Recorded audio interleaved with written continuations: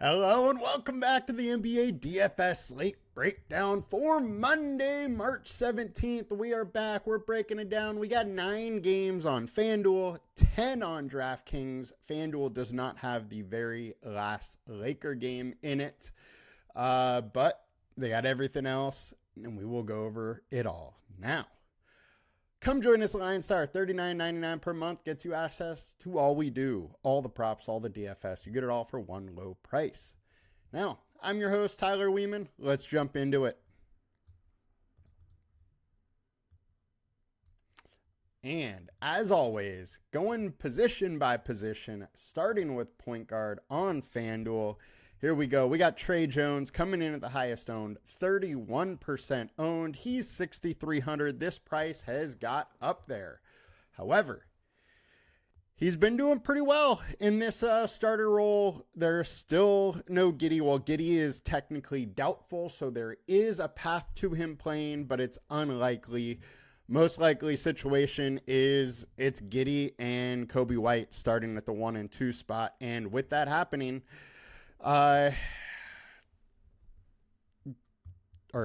it's Tre Jones and White, I should say. With that happening, Jones has been solid.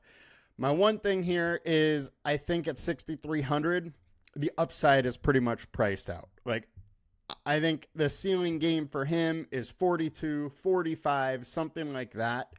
And it's just not very likely to happen again. However, he is still a solid play. I think the chances of 5x are very, very likely. For cash, I would love to play him. For GPP at high ownership, there's absolutely reasons to pass on him. I don't mind him if he comes in my lineup, but I'm absolutely not trying to get extra of him. Tre Jones is in a very good spot, though, so I get the path. Coby White, 7,700. I would rather play Coby White than Jones. Personally, he just has way more upside. This is a guy in this role with no Giddey, no Levine, no Ball, no Ayo. He needs to score the ball, and he's in a great matchup versus the Jazz. I don't mind going back to Coby White in this situation, even at 7.7K. Jared Butler, 5,200, 24% owned. The situation with the 76ers is disgusting. There is pretty much no star. Oubre may even sit. It's not a good situation. I think for this team, and the injury news needs to come out. But once again, I would expect Jared Butler to start. He's been seen 28 to 30 minutes. He's going to be a point guard.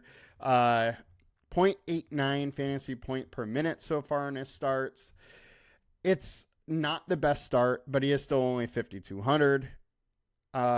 I don't mind playing him. The situation is the 76ers may only have like 8 healthy guys tonight, maybe 9, and they're trying to not play a couple guys too big a minute. So Butler might have to be forced out there for, 34 minutes, and at 0.89 fantasy point per minute, even a tough spot, I'm going to probably get a little bit. Other pivots, we got Malik Monk, 7,100, 16% owned. I'm very interested in Malik Monk in this spot. He's been solid, been playing good big minutes, and he's in a decent spot versus the Grizzlies, who are likely without Morant, which just gives this Kings team even a better chance to stay in the game. I'm interested in Monk. He's low owned and nice little leverage play there. Next, we got Scottie Pippen and Luke Kennard. Not sure which one of these two are going to start. Pippen is questionable, so we do need to watch that, but Ja Morant is going to be out. So it is going to be either Pippen or Kennard starting. That is what has happened lately when Ja has been out. Now, even when he doesn't start, he does have some upside and has played some decent minutes. So I like both regardless of who starts, but whoever starts just gets the bump up in minutes a little bit more. Kennard, I would say, is more likely to start. He did start last game, played 29 minutes. But when he has started, he's generally played 30-plus minutes. Pippen got on fire last game, so maybe Pippen played a couple extra minutes than he normally would have, and Kennard played a couple minutes less. Now, these two aren't going to share the court very often together, but they will share the court a little bit. And with them both being underpriced, I don't mind if they come into my lineups, but I'm also not trying to get both of them just because most of the time, one and not both will be on the court here. We did just get some extra Philly news, so I want to talk about that. Yabusele questionable, Bonna out, Draymond out, Kelly Oubre out, Maxi's out. So kind of what I expected. Lonnie Walker's out. So yeah, it looks like 76ers are going to have 8 or 9 guys. If Yabusele doesn't go, they're real hurting with big man. All right. Point guard on DK. We got Trey Jones, 26% owned. Talked about him. 5,900. I'm fine going there. Cade Cunningham at 9,800 is interesting. Don't mind having a little bit of him, but I would way rather pay up for Luka, 12K. Ceiling with no LeBron is just giant, and, you know, the chance of 70 in this matchup is just too good to pass up. So I don't mind a lot of Luka. Pippen, 4,700 is too cheap, and 4,500 for Kennard is too cheap. The one thing that's nice about this Memphis game is it's not till 7 o'clock, so the ownership on Pippen or Kennard may be a little bit lower. And on both sites, Pippen is a little bit more expensive. So if you wanted to, you could give him the, you know, a little higher projection boost and keep open some salary. So if you need to go to Kennard because Kennard's starting, or you just want to get a little different, you can switch off to Kennard since he is a little bit cheaper on both sites. Just throwing that out as an option. Now, shooting guard on FanDuel, highest owned, Trey Jones, Kobe White. We talked about that. Now, Toumani Camara, I don't mind going back here whatsoever. Dude went nuts last game. There's going to be no Jeremy Grant. Whenever Jeremy Grant is off, he gets a boost and his minutes become very secure. 34, 35 is likely what he's playing in a great spot versus the Wizards. And I don't mind getting to some Camara, 5,500. Been very safe for right around 30, but has shown us some upsides in the 40s, which I don't mind chasing in this spot, which is a very, very good spot. Malik Monk we covered. Shaedon Sharpe, 6,200. Without Grant, he should start again, and when Grant's out, he generally plays some big-time minutes with Denny sliding over to the 4. I'm interested in Sharpe. Once again, very great spot, just like Camara. Both of them have a huge ceiling in this game. It's just if they get it. And other pivot-wise, Malik Bridges, 6,300. He has a projection of 31. He's going on very low owned, very slow-paced game here. Knicks, only 100 pace. Heat, only 97. The thing here, though, Bridges should play 38-plus minutes. Without Brunson, that's kind of what he's been doing, unless it's been a blowout. So I think his minutes are super safe. You could see 40-plus. He's in a good spot versus the Heat. Shooting guard, 22nd overall, and no Brunson gives him a little boost. He has a big ceiling. I'm very interested in Bridges here. Kennard, we talked about. Jaime Jaquez, because this is the first game on the slate, we should have this news prior to lock. Wiggins, very, very questionable. If he's out, good chance that Jaquez is starting. If he's starting, I absolutely love him. But even if he's coming off the bench, he played 27 minutes yesterday. So I'm a little interested even off the bench for Jaquez. And just wanted to point that out today, even though our projection is super low on him right now. My expectation is that will come up on him throughout the day a bit. I'm interested in him for sure. Shooting guard, on to DK, Herter, Colin, Gillespie, and Kobe White. Look, Gillespie got minutes yesterday with the guys being out. And, I mean, we have him at 22 minutes or 20 minutes now. At 3K, he's just popping up because the median projection is allowing us to get extra studs in your lineup. And I don't think his ownership stays, nor do I think the ceiling is really there to play him. Herder at 5,200, I'm absolutely interested in. Started the last 2 games, 33 and 34 minutes. Minutes should be solid in a great matchup versus the Jazz. Don't mind him. White, we covered. Utah is literally just playing everybody 24 to 28 minutes, it seems like. So very hard for me to want to get to too much Utah. 3,600, Johnny Uzang is a little bit interesting, though, so I wouldn't mind a little bit of him on DraftKings. Definitely not on FanDuel, though. On to small forward on FanDuel. We got Kevin Herter. We covered him. Justin Champagny, 5,600. I'm gonna have to go back there again. I've been all over him the last 3 nights. Can't believe his salary hasn't gone up more. He's been right around a fantasy point per minute really all season long, in a decent spot here. I'm going to have to go back because now he's also playing big-time minutes. Kamara we covered. Sharp we covered. Bridges we covered. OG Anunoby, 7,500. That price is getting up there, but outside of Cat, he gets the biggest boost of anybody without Brunson. Very interested in him. Don't mind going there once again. Guy has been on fire lately, getting steals, getting blocks, really showing that ceiling that he has. Don't mind going back to him in this spot. Price is elevated, so I'm getting to more Bridges, but I'm going to definitely get some OG too. And then Vasquez, we talked about. Small forward on DK, Champagny, Herter, Denny. Denny, 7,100. Price is getting up there a little bit, but big time ceiling without Jeremy Grant. The one thing is, the one spot Wizards have been solid against all year long is power forward. Denny's likely to start the power forward spot with no Jeremy Grant. So do with that information which you will, but I don't mind Denny, but definitely don't have too much of him.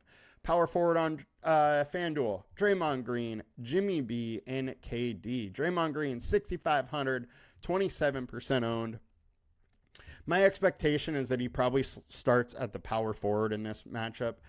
I would be kind of surprised if they started him at center on Jokic. Now, they may, because he is a good enough defender to slow down Jokic, but Jokic is just so much bigger that I kind of would be surprised that they put him on him. With that being said, I don't like him as much at power forward. So that's my issue here. Gotta wait to see what this lineup is like. But, I don't love Draymond's outlook in this. Jimmy Butler, 7,900, 22% owned. Look, he has the ceiling to absolutely warrant this price. The issue is he's at like 1.14 fantasy point per minute with the Warriors. And in this matchup, that's just probably not going to get it done. I like Jimmy Butler because his ceiling is so high. I don't mind if he's in my lineups, but I'm absolutely not trying to force him in. Another thing I want to say is Warriors are 4-point favorites. I know in chat today there was some talk that people don't understand that. I actually don't think it's that big of a surprise. Warriors are 9-1 in their last 10. Nuggets 5-5 in their last 10, struggling a little bit. Nuggets are a way better home court advantage team at elevation in Denver than they are away, and the Warriors are way better at home. With all of that being said, I don't think it's that big of a surprise. Jokic, I know, is questionable, so there is the chance he sits, but I don't think this line is leading that Jokic sits. I think if Jokic was sitting, this line would be bigger. I do think 4-point favorites is kind of big. Maybe it should be 2 or 3, but I am not that shocked to see the Warriors being favorites. I don't mind some Jimmy B. Don't love it. KD, 9,500. There's no Bradley Beal, so he definitely gets a little boost up, and the Toronto Raptors are terrible. So I see it. My issue with KD is, very, very solid game in, game out. Rarely shows us the 50 burger plus that we really, really need at his price, and therefore I can't really get there, especially at higher ownership. No Pascal Siakam. So Obi Toppin becomes very interesting. He could end up starting at power forward. but he probably gets more minutes regardless. And he's a high fantasy point per minute guy, so I'm very interested in Toppin today. Jaren Jackson Jr., 8,300, 11% owned. I bet his ownership skyrockets throughout the day. I'm going to have a ton of Jaren Jackson Jr. Fact is that with no Ja Morant, he has a giant ceiling. More of the offense runs through him, and then he has that upside of the steals and blocks that he can collect. I am absolutely interested in him. The other thing, he played 33 minutes the other night versus Miami. I would expect he's, 34 minutes or so tonight. Maybe being able to get up to 35. I don't mind going to some JJJ. Domantas Sabonis, 8,900. The price has come down. He's 1K lower.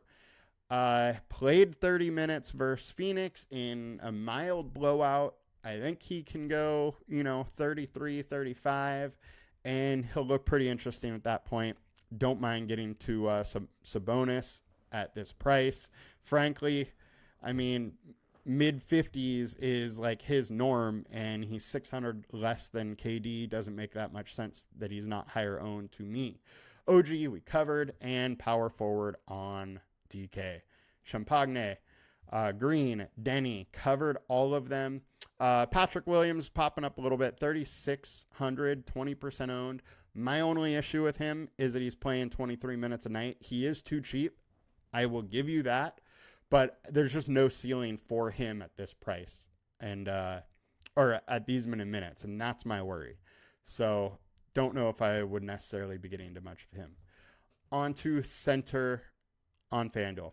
Draymond Green, we covered. Alex Sarr, 6,600, 11% owned. Dude has been playing some really good basketball lately. Put up 53 on Saturday, 38 on, Thursday. Has had a couple 40-point games.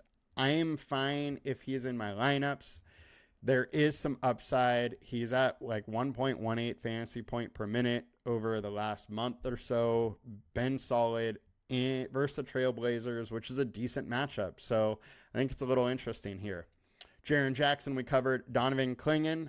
Clingan, I think, is going under the radar a little bit. 6,100 minutes, 30 last game. 34 the game before that. 32, 22 in foul trouble, had 5 fouls, and then 22. His minutes are a little hard to trust, but he's in a super good spot. 1.24 fantasy point per minute as a starter.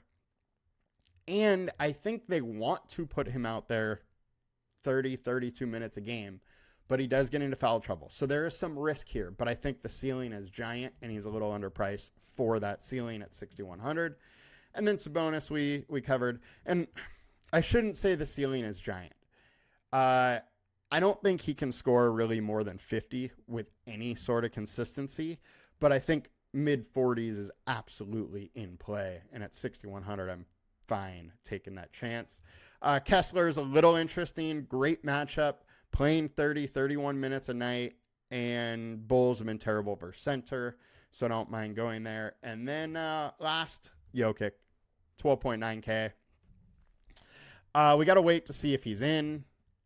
I don't mind taking some Jokic. Just make sure you have some salary left over in the lineup in case he's out, so you can switch things around later. I'm absolutely interested in Jokic.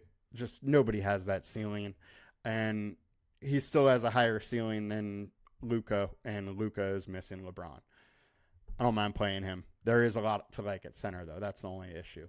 On to center on DK. Green, Toppin, Vucevic. We covered both. Vucevic, 7,300. The guy, since coming back with all these guys out, is at 0.88 fantasy point per minute. I have a very hard time getting there when he's also playing limited minutes. Even in a good matchup, I'm just not going to do it. So that'll do it for us today, guys. Have a good one. We will be back probably tomorrow. There's only 4 games tomorrow, so got to see what else we need to get done tomorrow. So TBD on tomorrow's show. This one looks like a banger. Let's get it. Have a good one, guys. Let's make some money. Please like, comment, and subscribe. See ya.